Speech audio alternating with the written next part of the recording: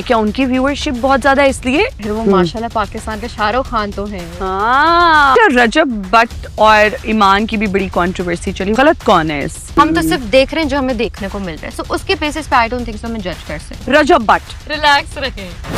Estimated amount है कि आयत को पता है कि यार मैं अगर घंटा 2 भी बैठूंगी तो this is how much I am going to earn. अच्छा, मैं जिस सोच से बैठी हूँ, मैं सोच से बैठी कि मैंने जाना है, मैंने मस्ती फन करनी करना है है और आ जाना है, बाकी नसीब। हम्म। तो मैं इसी थॉट से जाती हूँ कि मैंने घंटा बैठना है, 2 घंटा बैठना है, मस्ती करती हूँ, फिर मैं आ जाती हूँ। तो मैं एवरेजिंग लगा के बैठी, अच्छा मेरा ये फिर भी मंथली कितने बन जाता है? अच्छा Life से। दिरहम्स में हमें इतना फील नहीं होता, Okay. लेकिन फिर वो डॉलर्स वगैरह फिर कन्वर्ट करें हम्म। रुपीस में तो फिर माशाल्लाह फिर ईद ही ईद होगी। फिर लेकिन average 10 lakh, onwards 12 lakh, 15 onwards, 15 lakh, onwards 20 lakh. ये मैं अपना नहीं बता रही, मैं एवरेज आपको बता रही हूँ कि इंसान इतना एक एवरेज होस्ट कमा लेता है। 10 लाख दो रजब भट्ट साहब के साथ भी आपका एक ब्लॉग था, उसके व्यूज इतने ज्यादा है, क्या उनकी व्यूअरशिप बहुत ज्यादा है इसलिए?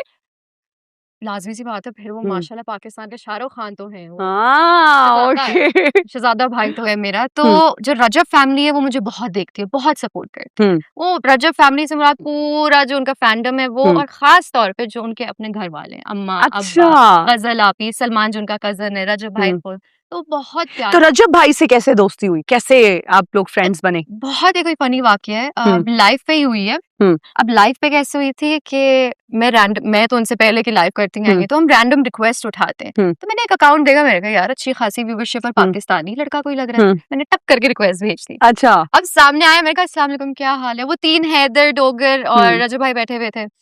तो अब गेम खेल रहे हैं ना, तो मैंने कहा चले गेम लगाते। वो शायद इतने मस्ती में थे, उन्हें सुना नहीं। मैंने कहा I am from Turkey. Where are you from? मैंने कहा, oh, I'm from Turkey. I don't understand Urdu. तो वो बड़ा क्लिप वायरल हुआ था, तो फिर उधर से हमारा एक दोस्ती और शुगल वगैरह। मस्ती शुरू। ओके, और अभी तो आप माशाल्लाह से उनके घर भी गई हुई थी, उनसे मिलने वगैरह भी। और आपकी मैं वीडियो देख रही थी जिसमें आप बता रही थी कि आपका दिल नहीं करता कि आप लोग मिलें तो आप स्पेशली व्लॉग बनाएं, लेकिन वो खुद कह रहे होते हैं कि बनाओ आयत, वीडियो किधर है, व्लॉग में क्यों नहीं? तो इनकरेज करते हैं, वो बहुत इनकरेज करते हैं, क्योंकि देखिए जब एक इंसान इस मुकाम पे पहुंच जाता है ना, तो वो खुद कैमरा से कभी कभी फेड अप हो जाता है कि यार हर जगह ही कैमरा मुंह पे ला रहे हो। तो मेरी इंटेंशन होती है कि भाई रजब भाई मैं आपसे मिलने आती हूँ, अम्मा से मिलने आती हूँ, अब्बा से मिलने आती हूँ, ये प्यार होता है, क्योंकि मेरी फैमिली उनकी फैमिली हम लोग मिल चुके हैं काफी दफा।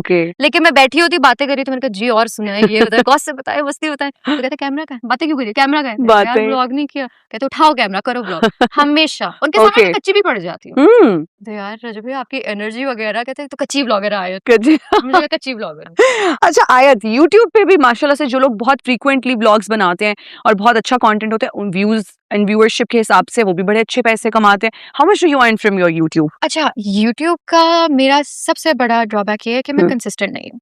अच्छा, कंसिस्टेंट हूँ, लेकिन फिर मैं पाकिस्तान आके कंसिस्टेंट होती हूँ। बाहर जाके तो ज्यादा अच्छा कंटेंट नहीं बन सकता। नहीं, पाकिस्तान में रौनक बढ़ गई। हाँ, पाकिस्तान में कुछ भी कर लो, ठेले के खाने खाना शुरू कर दो, पानी पूरी चैलेंज हो गया, ये हो गया। तो पाकिस्तान में रौनक बहुत है, उधर सारे कजन्स वगैरह काम करते हैं, मसरूफ रहते हैं, तो उधर मिलना वगैरह बड़ा कम होता है।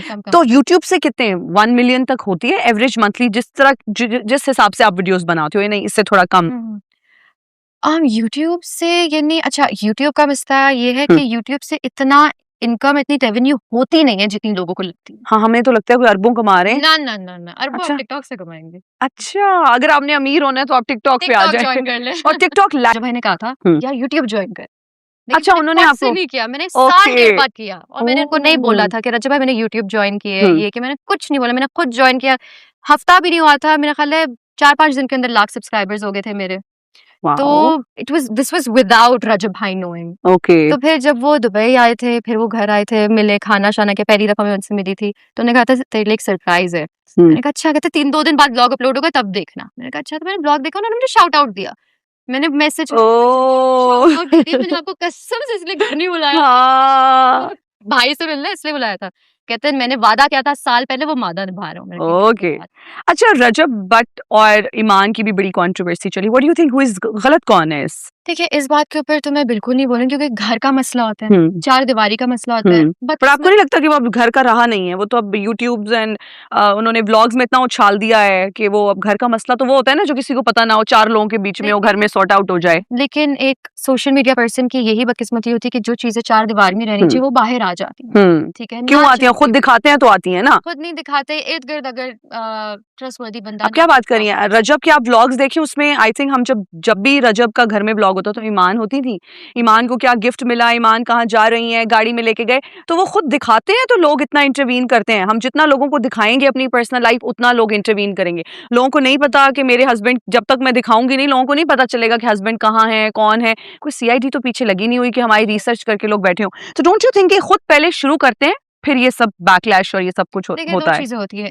पहली चीज़ ये होती है there is a difference between showing your personal life, personal space. देखिए, फैमिली व्लॉगिंग होती है वो आप अपने पर्सनल स्पेस में ही कर रहे होते हैं। घर दिखा रहे हैं, मम्मा दिखा रहे हैं, बाबा क्या कर रहे हैं, दिन में क्या कर रहे हैं, क्या खा रहे हैं, क्या पी रहे हैं, शॉपिंग क्या कर रहे हैं। लेकिन फिर उस चार दीवारी के पीछे, उस फ्रेम के अलावा, उस 40 मिनट के ब्लॉग के पीछे क्या मसले वगैरह होते हैं वो तो नहीं दिखाते ना हम बैठ के कि यार आज मम्मा बाबा मेरी लड़ाई हो गई, बाबा ने मुझे पैसे नहीं दिए, बाबा ने बाहर नहीं जाने दिया मुझे। तो ये मसले तो जिक्र नहीं करते लाइव में। तो आई एम श्योर उनके भी कुछ ऐसे मसले होंगे जो लाजमी सी बात है कौन इंसान चाहेगा सामने आए।